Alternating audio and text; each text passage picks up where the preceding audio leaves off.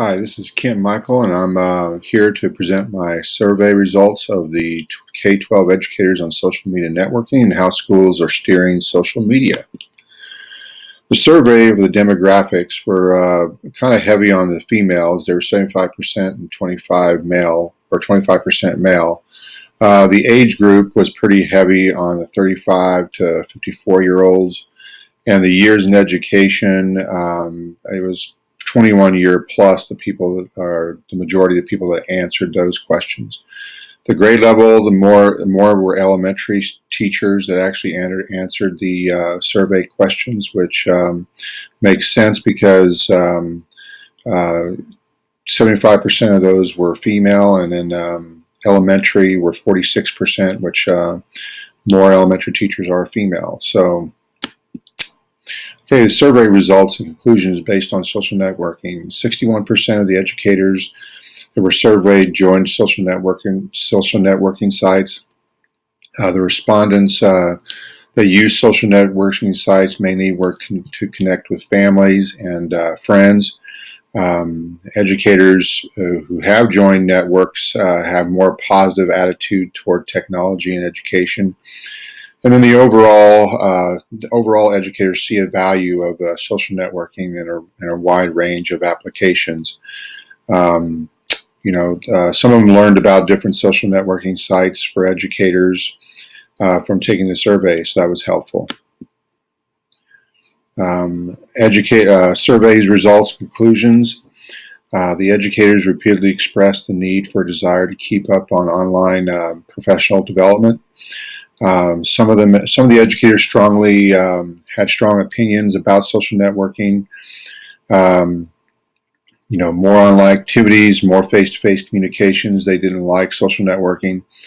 But if teachers were going to use social networking next year, they would prefer a dedicated education site to do that.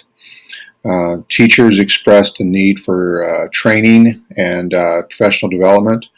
They just felt like they needed that because students are so advanced. And then more survey results. A lot of educators recognize that they are behind in the technology, and I'm one of those people in social networking. They are reluctant because of student privacy, which we've had those issues at our school. Blocking access. We block access because of the load on the network, not having the time and not having the knowledge. So how schools are steering social media. I found this pretty interesting. One of the ones that I picked out was the one in Eudora, Kansas, where there was a Twitter account, and the kids had a deceptive Twitter account and then said many horrible things about administrators, teachers, and students. The following day, there were fights in the hallways with the students. The policy stated that if there was cyberbullying that took place off campus, that the school had to take action and investigate it. The consequences were the students were identified and were suspended from school. To me, there needs to be a balance between these social media and restrictive social media policies. There are several schools in the U.S. that are going to one-to-one. Students are using social media all the time, but their safety and security need to be a number one priority. Parents need to be educated also to understand, and an example of this took place in Eudora again, where a coach filmed a practice, sent it to the kids to have them watch and learn from it. One of the child's parents called in and said they didn't like that their kid had other people could see their kid, but they found out the coach had a private channel, and the only people that could view the video were the players. So the focus on behavior, not technology. We at schools, businesses, churches, I could go on for a long time listing everybody that has a social media account to get their message out to the public. If we want to have the students ready for the 21st century, then we have to have them use social media, because that's the way things are going. It's just quicker. If you have businesses and you have to communicate across the country, you can do that through social media. In some schools, social medias are blocked. The teachers have the option of unblocking it. I like that part of it for class projects. That helps them out.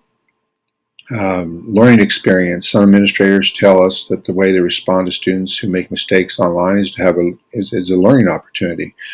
For an example, the article talked about a senior skip day where the student used foul language to criticize students who didn't show up for school. The tweets appeared on a 50-inch monitor in a K-12 school, and the administrator found one of the students had posted that tweet and talked to him about how kids, the younger kids, could actually read that, and didn't have to call the parents, but within 5 minutes the site was taken down, or the tweet was taken down, and they moved on. And to me, this is the way you teach students. That's what we would talk to our staff about. So my thoughts to end this is just about, all businesses, including schools, have several social media accounts like we do. We have Twitter, Facebook, and I can go on with that too. I believe that students should have access to social media in class projects. Safety has to be the number one priority, though. I think about what would I do if I had an employee, like I said, in social media. I would first probably communicate with them, and then if they continued, we'd take further actions. Should we do the same for our students? And since I don't know a lot about social media, we have to find a balance, in my opinion, but what that is or what that looks like, I really don't know. So that's my presentation on this video. Thanks, and have a great day.